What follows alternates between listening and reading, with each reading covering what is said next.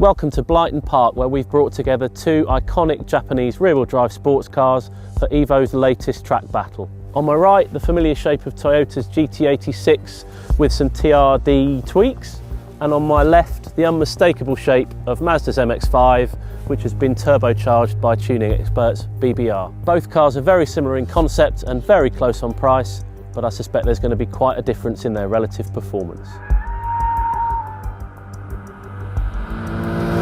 We've driven GT86s before on track, but not this model. It's the TRD, which has pretty much everything Toyota racing developers do for this car at the moment. Frustratingly, there aren't that many performance enhancing mods. Probably the most important one is a shift in wheel and tyre size, and actually in the tyre that's fitted. So now, instead of 17-inch rims and those infamous Prius sort of low friction tyres, this is on 18-inch forged rims and a decent set of tyres this time. So it's got some Michelin Pilot Sport 3s. Does the new tyres on this car, does it spoil its balance and its accessibility? I don't think so at all. As you can maybe see, we can pitch the car in and you still have to correct the car, and you can balance it. There's no changes to the engine at all. It's still that sort of fairly weedy 197 horsepower and 150 pounds-feet of torque, which bluntly isn't really enough even in a car that weighs around 1,200 kilos. But there's still something nice about the way you can balance the car, and I think with these tyres it just becomes an infinitely more enjoyable and special car somehow. And it is fun, you know, even with these grippier tyres. In fact, with grippier tyres, ironically, it is fun. A lot of fun, because you can do ridiculous things with it. The problem is, it's £33,000. And that to me is just way too much money. It's always the bugbear, I think, with GT86, fun though it is to slide around. When you're not doing that, it doesn't have the punch that you want. It won't stop sliding. Let's try and do a tidy lap and see how fast it goes. As soon as you hit the brakes hard, you can feel the benefit of those tyres. It's not just about sliding, it's about, in lap time terms, it's knowing what the car is going to do and how hard you can commit. And with the standard tyres, you could never quite judge the braking as finely as you wanted, because they just give up, just as they do in cornering. They would lack ultimate grip. They're much, much better now, and it just means you can drive the car harder and you're not fighting it. It's only ever really doing what you want it to do. And that's the mark of a good sports car. I think this has always had the makings of a good sports car. It's just the tyres kind of masked that a little bit. Last corner but one. Just needs a bit more oomph. A bit of understeer for the curb, and the time is... The GT86 sets the pace with a 1 minute 10.7.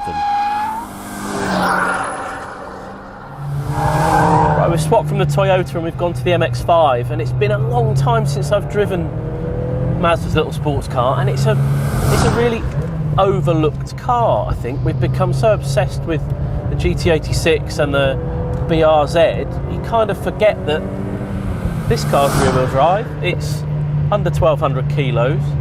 It's got a sweet little gearbox. It's got a free revving engine. You know, it's the same recipe. Okay, you can remove the roof, but this car's slightly different because it's been comprehensively modified by BBR, who are a well-known tuning company in the Mazda community.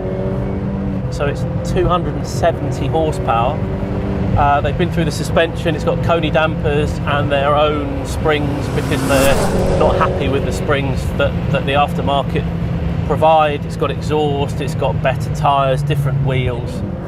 Immediately you get in it, it's got some proper ballsy sort of power delivery, plenty of torque, more than enough to provoke some oversteer just on the throttle. You don't have to throw the car around so hard as the GT86 to make it do anything, and it's really surprisingly